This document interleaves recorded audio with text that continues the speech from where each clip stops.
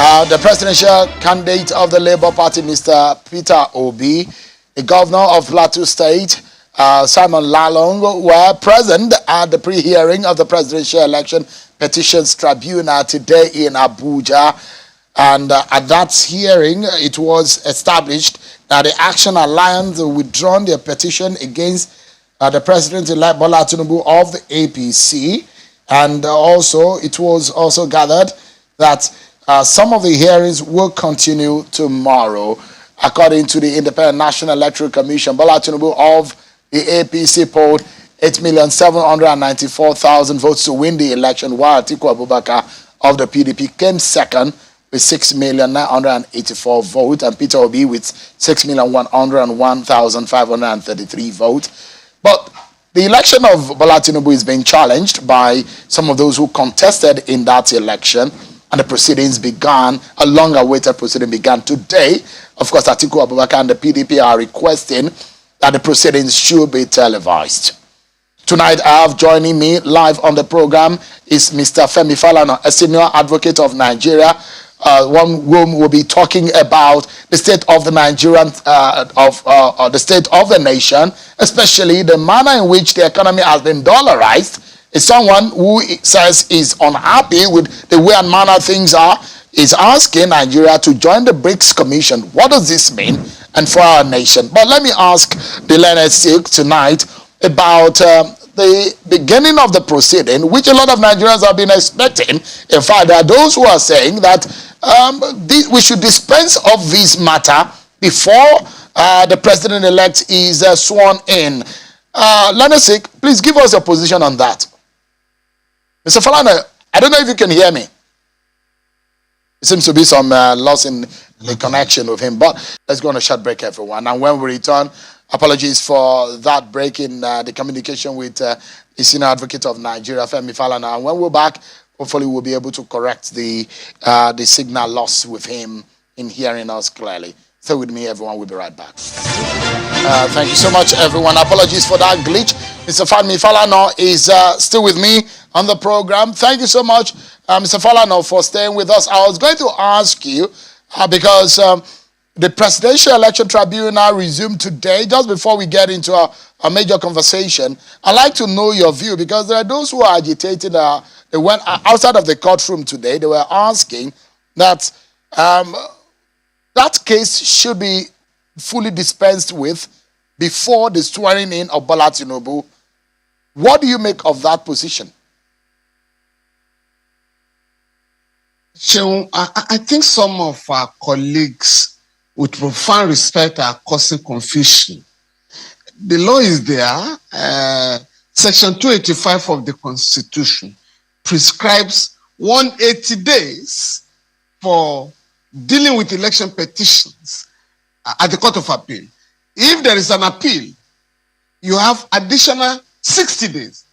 So altogether, you are talking of 8 months. In the case of governors, governorship elections, governorship election petitions, you are talking of 10 months, 180 days in the tribunal, 60 days in the Court of Appeal, and 60 days in the Supreme Court.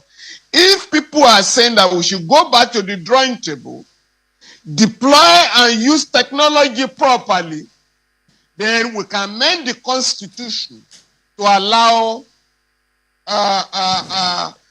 election petitions to be disposed of within 2 or 3 weeks. But whereas in this case, the petitioner did not file their petitions until 21 days after the election.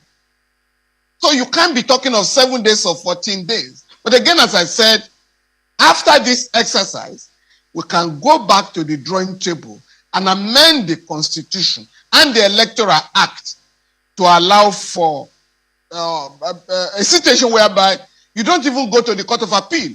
If you are talking of presidential election petitions, as it is the case in Ghana or Kenya, you simply go to the Supreme Court.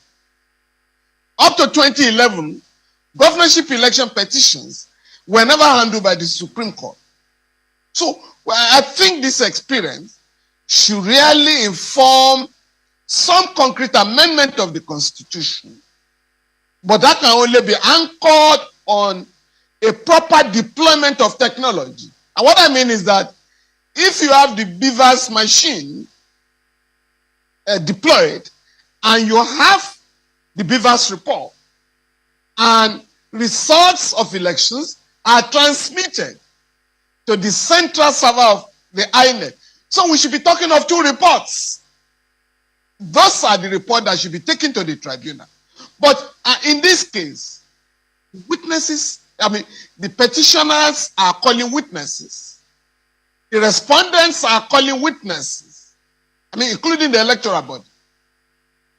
After which, of course, the witnesses are going to be cross-examined. It is after the hearing of each of the petitions that the parties will be invited to write written submissions, submit them to the courts, and then have a day to adopt them before the judges will retire to consider the addresses and the evidence led in court. Under the current electoral regime, law regime, you cannot abridge the time. In this case, you are talking of about 5 petitions, 5 election petitions. And every petitioner wants to have a field day in court. So we need to really Mr. Falana, let me quickly ask you. There was a request by Atiku and the PDP asking the Presidential Election Petition Tribunal to televise the proceedings.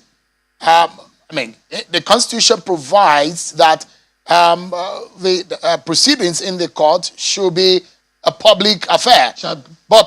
Well, what do you make of that kind of request based on the interest of the public and the sensitivity of the matter at hand?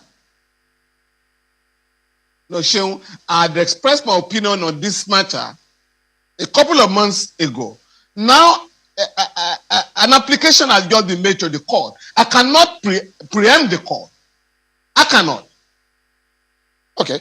So, I cannot. But Mr. Falana, quickly, because I need to take you quickly on the statement you made today about the BRICS Commission and the dollarization of the Nigerian economy. You have your fear. You think that the IMF and these global institutions are trying to sabotage and have a dominance on our economy. But quickly, based on public interest, what are your expectations of the judiciary in these proceedings that began today?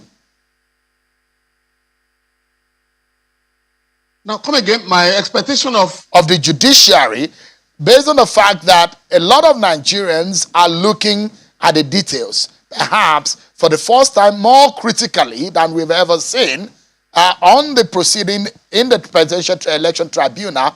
What are your expectations? What do you think that the judiciary should be looking into in dispensing justice in this matter? I think the presiding justice, the Honorable Justice Amani, they made the point today that the court will not give room for undue technicalities or crass legalism. I think that is commendable. I'm very convinced that justice will be done. The parties will have to adduce evidence to support their claims. And once that is done, of course, the respondents will also challenge the evidence of the petitioners. And once that is done, I'm very convinced that justice will be done. Let me take you to the economy matter, because when I saw that statement, I was worried.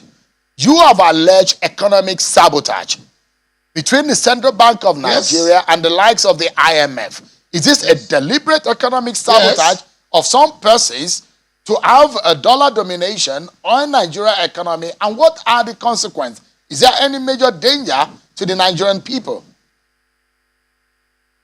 Yeah, Seun, just before I attend to your question, I wish to react to the claim of Senator Ifeanyi that it should be credited, it should be commended for the amendment of Deep Offshore Production Contracts Act. With profound respect, I started that campaign in 2015. The records are there. By 2019, I submitted with the assistance of Dr. Clinton Jaja, I drafted a bill for the amendment of that act. And the bill was adopted by the Senate under the presidency of Dr. Bukola Saraki, but the Senate could not complete the exercise. Hence, the current Senate had to, pick up the battle where it was left. So I drafted the bill. It was the bill that was adjusted by the current Senate. So I don't think it will be fair. I mean, just to put the record straight. Now, coming back to the dollarization of the economy, I have been fighting the current leadership of the central bank for turning the Nigerian economy into a kalo-kalo affair. The central bank is superintended, is supervised by the IMF and World Bank. And their position, the position of the Bretton Woods institutions, is that the Naira is overvalued and that the Naira should be completely destroyed. The central bank supports such neoliberal, very dangerous neoliberal policy. And that is why Section 20 of the Central Bank Act, which provides that the legal tenders in Nigeria shall be currency notes issued by the central bank as well as coins. But today, the dollar is spent in Nigeria. Landlords collect rents in dollars in certain parts of the country. School fees are paid in dollars. And I have fought the central bank. Under what law have you allowed people, the economy to be dollarized? And the central bank has pleaded with me, oh, we are going to react to your position very soon. And that's taking some months. Now, what I'm now saying is that the world is moving. Along our campaign, the BRICS, and I'm talking of Brazil, India, South Africa, China, and India, BRICS. That body is now campaigning that it is going to have an international currency to challenge the dollar. About 24 countries have applied to join the body in their next summit that will take place in South Africa. I'm simply asking, what is the position of Nigeria? Have we reduced ourselves to the footnote of history as far as international affairs are concerned? When you look at Section 19E of the Constitution, it provides that it shall be the duty of the government of Nigeria to promote a new international economic order, and that is the one before us, i.e., that we have no business selling our oil and gas and other products in dollars. No business. We are supposed to ask the buyers to pay in Naira so that you can show up your currency. And that is what Russia is doing currently. China is doing the same currently. India is doing that. They are trading in rubles and rupees. And why can we not trade in Naira? Mr. Falana. 5 years ago. 5 years ago. Yes, please. Yeah, I wanted to jump in to say, now, the Dangote refinery, we understand that we officially get off the ground, it will start operations, and President Buhari will probably be on that ground to commission it. That's some good news, especially for the consumption of oil. Now that you've mentioned it, most of the monies that we spent in Nigeria as a government is also on this importation and exportation of crude and bringing it back into the country. Now, what would you be, because Buhari is going out, Tinubu will be coming in. What do you think is most important, especially for the government that is coming in this very matter that is troubling? You see, before the Buhari regime goes, it is important to let Nigeria know that we have investment in the Dangote refinery. Nigeria invested $2.7 billion in that refinery. In addition, 300,000 barrels of crude oil will be given to the refinery per day. the agreement has not been published, but those are the highlights. Secondly, the Buhari administration very belatedly had earmarked $1.5 billion to fix the Port Harcourt refinery. We understand the refinery will come on stream this year. For Warri and Kaduna refinery, the government has also paid contractors $1.4 billion. Now, when these refineries, are turned round, and then with our investment in the Dangote refinery, I believe that the incoming government will have to set up an inquiry to find out why the government claims to have spent trillions of naira on importation of fuel, and that the bulk of the fuel imported is smuggled out of the country. But the Comptroller General of Customs, Colonel Hamid Ali, has said publicly that it is not possible for the bulk of 68 million liters of petrol to be smuggled out of the country daily. But you will need about 2,000 tankers to do that anyway. So the government will need to investigate the monumental fraud. All right, Mr. Falana, that has been our loss. Yeah. So I'm being told I just have less than 60 seconds to go. But I mean, you raise a very fundamental issue here, Mr. Falana. Just in about 60 seconds, please. What would be your final thought on this, and perhaps what we urgently need to do? I'm advising the government of Nigeria as soon as possible to join the BRICS, to apply to join the BRICS. Secondly, we must revive the currency swap between Nigeria and China that allows Nigerian business, men and women, to buy goods in China, in Naira, while Chinese will also buy goods in Nigeria, in yuan. Now, in addition to that, Kenya has just signed an agreement with Aramco in Saudi Arabia to pay shillings for fuel imports. Kenya was spending $500 million per month to buy fuel, petrol, diesel. Now, that country has been allowed now to pay in shillings. We are also saying Nigeria selling oil and gas must now tell the buyers, pay Naira to us and not dollars any longer. All right. Mr. Falana, that's our product. Yeah. Thank you so much indeed for your time tonight. And I appreciate your intervention and your advocacy. And I hope somebody is listening.